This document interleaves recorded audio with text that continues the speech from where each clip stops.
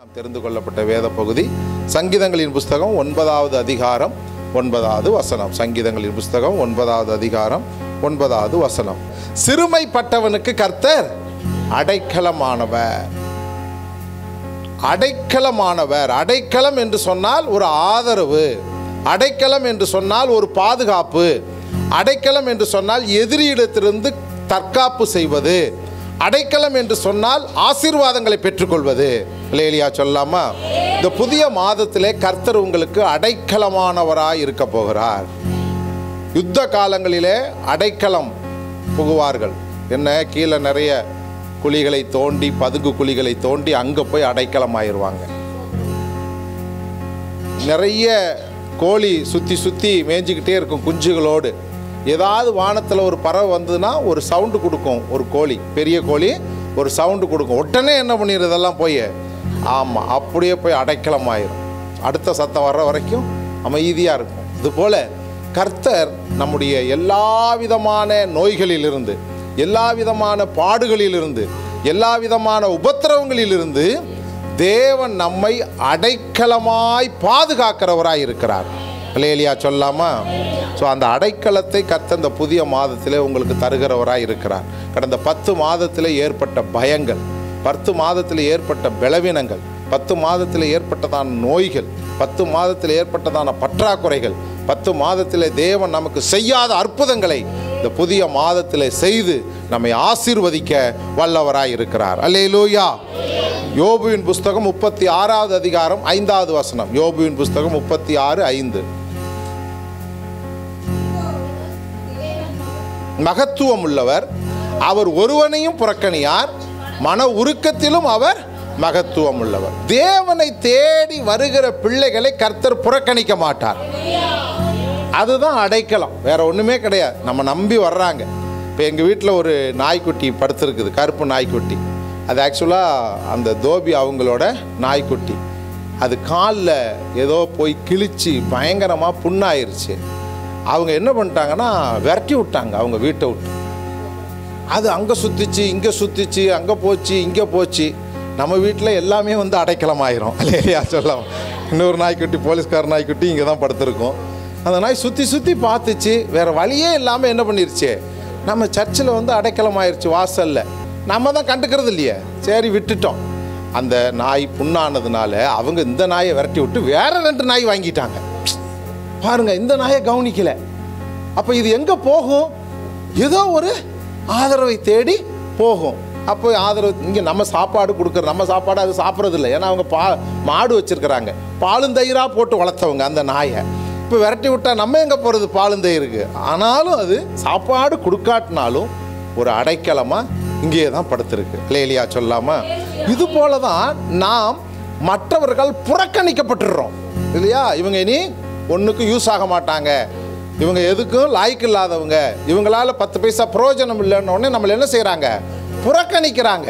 அப்படி புறக்கணிக்கப்பட்ட பிள்ளைகளை கர்த்தர் அடைக்கலமாக தன்னுடைய வாழ்க்கையை ஏற்றுக்கொள்கிறார். அதை தான் இந்த வசனம் சொல்லுகிறது, அவர் ஒருவனையும் புறக்கணியார். உலகத்தில் இவ்வளவு பாவம் இருக்கு, இவ்வளவு அக்கிரமம் இருக்கு, இவ்வளவு பிரச்சனைகள் இருக்கு, ஏன் ஆண்டவர் இன்னும் வரமாட்டேங்கிறார் அப்படின்னா, எல்லோரும் மனம் திரும்ப வேண்டும் என்று அவர் நீடிய பொறுமை உள்ளவராய் இருக்கிறார். தன்னிடத்தில் வருகிற ஒருவனையும் அவர் புறம்பே தள்ளுவதில்லை. அதுதான் அடைக்கலம், அதுதான் ஆசீர்வாதம். இப்போ நம்மை தேடி சிறுமைப்பட்டவர்கள் யாராவது வந்தால் அவர்களுக்கு நாம் எப்படி இருக்க வேண்டுமா? அடைக்கல பட்டணமாக இருக்க வேண்டுமா?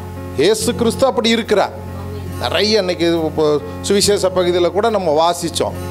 ஆண்டவருடைய ஆலயம் முக்கியமா, சுகமாக்குறது முக்கியமா? இல்லையா சொல்லாமா? இப்போ இயேசு சொன்னார் சுகமாக்குறது தான் முக்கியம். ஓய்வு நாளில் ஓய்ந்து இருக்கணும், எந்த வேலையும் செய்யக்கூடாது. ஆனால் இயேசு கிறிஸ்து அந்த சூமின கையினுடையவனை சுகமாக்குகிறார். ஏன்னா அவனை வந்து மக்கள் புறக்கணித்திருந்தார்கள், கேலி செய்தார்கள். அவனுக்கு என்னென்னலாம் தொந்தரவு கொடுக்கணுமோ அத்தனை தொந்தரவும் கொடுத்துருப்பாங்க. ஆனால் அவன் இயேசுதான் அடைக்கலமானவர், இயேசுதான் நமக்கு உதவி செய்வார், இயேசுதான் நமக்கு நன்மை செய்வார்ங்கிற நம்பி இயேசு கிறிஸ்துவிடத்தில் வந்தான். அந்த ஜெப வீட்டில் கர்த்தர் அற்புதம் செய்தார். அவன் கை சரியானது.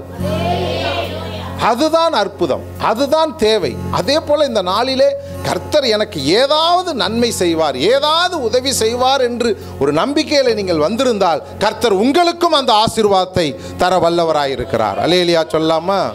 அவனை புறக்கணிக்கவில்லை இயேசு கிறிஸ்து, அவனை ஏற்றுக்கொண்டார், சுகப்படுத்தார். மற்றவங்களாம் சொன்னாங்க, எப்படி நீங்கள் சட்டத்தை மீறலாம், ஓய்வு நாளில் எந்த வேலையும் செய்யக்கூடாது, நீங்கள் இந்த மனுஷனை சுகமாக்கி இருக்கிறீங்கன்னா ஓய்வு நாள் முக்கியமா, சுகமாக்குறது முக்கியமா? ஒரு மனிதனுடைய வாழ்க்கையில் ஆசீர்வாதங்களை கொடுப்பது முக்கியமா, ஒரு மனிதனுடைய வாழ்க்கையில் ஒரு விளக்கை ஏற்றுவது முக்கியமா, நான் ஓய்ந்திருப்பது முக்கியமா என்று சொல்லி கர்த்தர் அவனுக்கு அந்த இடத்துல ஒரு அற்புதத்தை செய்தார். அல்லேலூயா. ஆகவே அவர் உருக்கத்திலே மகத்துவமானவர். உங்களை ஒருபோதும் புறக்கணியார். வருத்தப்பட்டு பாரம் சுமப்பவர்களே, நீங்கள் எல்லோரும் என்னிடத்தில் வாருங்கள், நான் உங்களுக்கு இளைப்பாறுதலை தருகிறேன். அந்த இளைப்பாறுதலுக்கு நேராக கர்த்தர் உங்களை என்னை நடத்துவதற்கு வல்லமை உள்ளவராய் இருக்கிறார். ஆகவேதான் அவர் அடைக்கலமானவர். அல்லேலூயா. யோசேப்பு தன்னுடைய சொந்த சகோதரர்களாலே புறக்கணிக்கப்பட்டான், கிணத்துல தள்ளிவிடப்பட்டான், அடிமையாக விற்கப்பட்டான், வேலை செய்கிற இடத்துல பொய் குற்றம் சாட்டப்பட்டு சிறைச்சாலையில் அடைக்கப்பட்டான். எல்லாராலும் புறக்கணிக்கப்பட்ட நிலைமை. அல்லேலூயா சொல்லாமா? ஆனா கர்த்தர் அவனை ஏற்றுக்கொண்டார், கர்த்தர் அவனை விடுவித்தார், கர்த்தர் அவனை அந்த தேசத்தில் உயர்ந்த அதிகாரியாக மாற்றினார். அதுதான் தேவனுடைய அடைக்கலம்ங்கிறது. சொந்த குடும்பத்தால் புறக்கணிக்கப்பட்டவன், சொந்த சகோதரர்களால் பகைக்கப்பட்டவன், அடிமையாக விற்கப்பட்டவன், ஒரு வீட்டிலே வேலை செய்கிறான், அந்த வீட்டினுடைய எஜமானியினாலே பொய்க்குற்றம் சாட்டப்பட்டு சிறைச்சாலையில் அடைக்கப்படுகிறான். சிறைச்சாலையிலும் விடுதலை ஆவோமா என்கிற நம்பிக்கை இல்லாத ஒரு சூழல். ஆனால் அவன் தேவனை நம்பினான். அல்லேலூயா சொல்லாமா? மனிதரை நம்புவதை பார்க்கிலும் தேவன் பேரில் பற்றுதலாய் இருப்பதே நலம்னு சொல்லப்பட்டிருக்கிறது. நம்முடைய எண்ணங்கள், நம்முடைய சிந்தைகள், நம்முடைய விருப்பங்கள் எல்லாமே மனிதரை சார்ந்து இருந்து விடுகிறோம். ஆனால் மனிதன் எல்லாவற்றையும் மறந்து போகிறவன். அல்லேலூயா. மனிதன் எல்லாத்தையும் அசட்டை பண்ணுகிறவன். ஆனால் கர்த்தரோ அடைக்கலமானவர். அவனை ஏற்ற நேரத்தில் விடுதலை செய்தது மட்டும் அல்லாமல் அந்த தேசத்திலே உயர்ந்த அதிகாரத்தில் கர்த்தர் நிறுத்தினார். அல்லேலூயா. பாருங்க, கிணறுல போட்டு சாகடிக்க வேண்டிய ஒரு மனிதன் ஒரு தேசத்தினுடைய அதிபதியாக மாறுகிறான் என்று சொன்னால் அதுதான் தேவன் அடைக்கலமானவர் என்று. அல்லேலூயா. அந்த அடைக்கலமானவரை நீங்களும் நானும் அண்டிக் கொள்ள வேண்டும். யோசேப்பு தேவனை அண்டிக் கொண்டான், ஆகவே கர்த்தர் அவனை உயர்த்தினார். யோசுவாவின் புஸ்தகம் 1வது அதிகாரம் 9வது வசனம். யோசுவாவின் புஸ்தகம் 1வது அதிகாரம் 9வது வசனம். நான் உனக்கு கட்டளையிடவில்லையா? பலங்கொண்டு திடமனதாயிரு, திகையாதே, கலங்காதே, நீ போகும் இடமெல்லாம் உன் தேவனாகிய கர்த்தர் உன்னோடு இருக்கிறார். அல்லேலூயா சொல்லாமா? இப்போ நம்முடைய வாழ்க்கையில் என்னன்னா ஒரு பயம், ஒரு கலக்கம், இதுதான் நம்மளை போட்டு வாழ்க்கையில் கீழே தள்ளிக்கிட்டே இருக்கு. கர்த்தர் சொல்லுகிறார், பயப்படாதே, திடமனதாயிரு, கலங்காதே, நீ போகிற இடத்துலெல்லாம் நான் உன்னோடு இருக்கிறேன். அதான் அடைக்கலம். அல்லேலூயா சொல்லாமா? நமக்கு எப்பயுமே ஒருத்தர் நம்ம கூட இருக்கிறார் அப்படின்னாலே அதுவே ஒரு பெரிய அடைக்கலம்.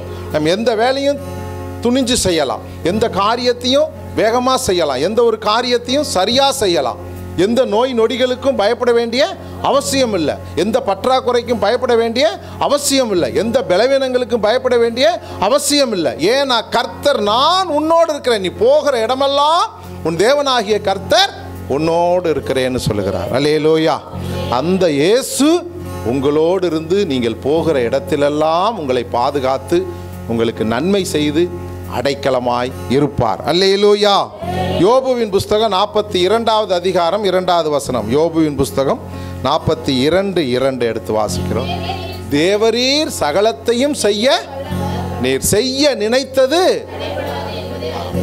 நம்முடைய தேவன் சகலத்தையும் செய்ய அல்ல. அவரை நம்பி வந்திருக்கிறீங்க. அவரை நம்பி வந்தவங்க வெட்கப்பட்டு போவதே இல்லை. அல்லேலூயா. அவர் சகலத்தையும் செய்ய வல்லவர். அவர் செய்ய நினைத்தது ஒரு தடையும் உங்களுக்கு இல்லை. நீங்கள் தைரியமாக இந்த மாதத்தை எதிர்கொள்ளலாம். தேவன் அடைக்கலமானவராய் இருக்கிறார். தேவனுடைய அடைக்கலம் நம்மோடு இருக்கிறது. அவர் எப்பொழுதுமே பறந்து காக்கிற பட்சியை போல நம்மை பாதுகாக்கிறவராய் இருக்கிறார், நம்மை அரவணைக்கிறவராய் இருக்கிறார், நம் தேவைகளை சந்திக்கிறவராய் இருக்கிறார். அவர் செய்ய நினைத்தது ஒன்றும் தடைபடாது, அவர் சகலத்தையும் செய்ய வல்லவர். அப்படிங்கிறத உணர்ந்தா போதும். நாம் எந்த மதத்தை சார்ந்த வந்தாலும் சரி, எந்த இனத்தை அது ரொம்ப முக்கியமே கிடையாது. நாம் தேவனை உண்மையாக பற்றி கொள்ளும் பொழுது, நீர் செய்ய வல்லவர் ஆண்டவரே, என் குடும்பத்தில் காணப்படுகிற பிரச்சனைகளை சரி செய்ய நீர் வல்லவர் ஆண்டவரே, என் குடும்பத்தினுடைய காரியங்களை கண்ணோக்கி பார்த்து அதை ஆசீர்வாதமாக மாற்றுவதற்கு நீர் செய்ய வல்லவர் ஆண்டவரே, நீர் செய்ய நினைத்தது ஒன்றும் தடைபடாது. அந்த ஆசீர்வாதத்தை உங்களுக்கு தருவாராக. நீதிமொழிகளின் புஸ்தகம் 3வது அதிகாரம் 5வது வசனம். நீதிமொழிகள் 3:5. உன் சுய புத்தி மேல் சாயாமல் உன் முழு இருதயத்தோடும் கர்த்தரில் நம்பிக்கையாயிருந்து. நாம் எல்லா நேரங்களிலும் எதை சார்ந்து விடுகிறோம்?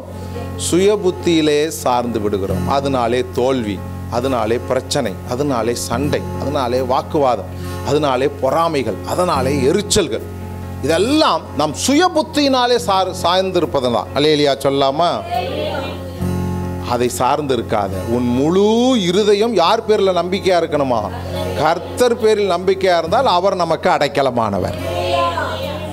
சிலருக்கு சுய புத்தியும் இருக்காது, சொல் புத்தியும் இருக்காது, தாந்தோண்டித்தனமா சுத்திக்கிட்டு கிடப்பாங்க. அவங்கள திருத்த முடியாது. அல்லேலூயா சொல்லாமா? அவங்கள நம்ம வழிக்கு கொண்டு வர முடியாது, கடவுள் வழிக்கும் கொண்டு வர முடியாது. அவங்க கொண்டதே கோலம், கண்டதே காட்சின்னு போறவங்க. ஆனால் கர்த்தர் சொல்லுகிறார், உன் சுய புத்தி மேல் சாயாமல் கர்த்தர் மேரிலே நீ முழு நம்பிக்கையாயிரு. கர்த்தர் நல்லவர் என்பதை ருசித்து பாருங்கள். அவர் மேல் நம்பிக்கையாயிருக்கிற மனுஷன் அவ்வளவுதான் பாக்கியவானாய். நீங்களும் நானும் மாற வேண்டும் என்று சொன்னால் கர்த்தர் பேரில் நம்பிக்கையாயிருங்கள். சுய புத்தி மேல் சாராதீர்கள். சுய புத்தி மேல் சார்ந்தால் நமக்கு அவங்க இதை செய்கிறேம்பாங்க, அதை செய்கிறேம்பாங்க, அப்படி பண்ணுறேம்பாங்க, இப்படி பண்ணுறேம்பாங்க. ஒருத்தரும் ஒன்றும் பண்ண மாட்டாங்க. கடைசியில் நம்ம கஷ்டப்பட்டுட்டு தான் இருக்கணும். ஆனால் கர்த்தரை நம்புகிற பிள்ளைகள் ஒருபோதும் வெட்கப்பட்டு போவதில்லை. சங்கீதம் 118:24. சங்கீதம் 118:24. இது கர்த்தர் உண்டு பண்ணின நாள், இதிலே களி கூற கடவோம். அல்லேலூயா சொல்லாமா? களி கூறுவது, சந்தோஷப்படுவதுன்னா கர்த்தர் நமக்கு அடைக்கலமாக இருந்தால் சந்தோஷம்தான். உலகம் நமக்கு அடைக்கலமாக என்றைக்குமே மாறாது. வைத்தியர்கள் என்னையுமே நமக்கு அடைக்கலமாக மாறமாட்டாங்க. சொல்லுவாங்க, நாங்கள் எங்களால் முடிஞ்ச வைத்தியத்தெல்லாம் பார்த்துட்டோம், இனிமேல் யார் தான் காப்பாற்றணும்? கடவுள். அப்புறம் எதுக்குடா 10 லட்சம் வாங்குற, 5 லட்சம் வாங்குற? உன்னால தான் செய்ய முடியலையே. கடைசி வார்த்தை, இனி உங்களுக்கு யார் தான் காப்பு, யார் தான் உங்களுக்கு பாதுகாப்பு? கடவுள் தான் அப்படின்றாங்க எல்லா டாக்டரும், பெரிய பெரிய நிபுணர்கள்லாம். அப்போது ஒரு விஷயத்தை நாம் புரிந்து கொள்ள வேண்டும், கர்த்தர் நமக்கு அடைக்கலமாக இருந்தால் எல்லா காரியங்களிலும் ஜெயம் எடுக்கலாம். அல்லேலூயா சொல்லாமா?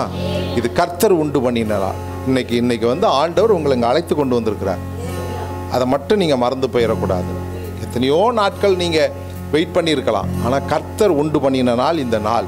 இதிலே மகிழ்ந்து களி கூறுங்கள். கர்த்தர் உங்கள் வாழ்க்கையை அற்புதமாய், அதிசயமாய், ஆச்சரியமாய், மற்றவர் கண்களுக்கு முன்னுதாரணமாய், கர்த்தரே அடைக்கலமாயிருந்து நம்மை ஆசீர்வதிப்பார் என்பதில் எந்த சந்தேகமும் இல்லை.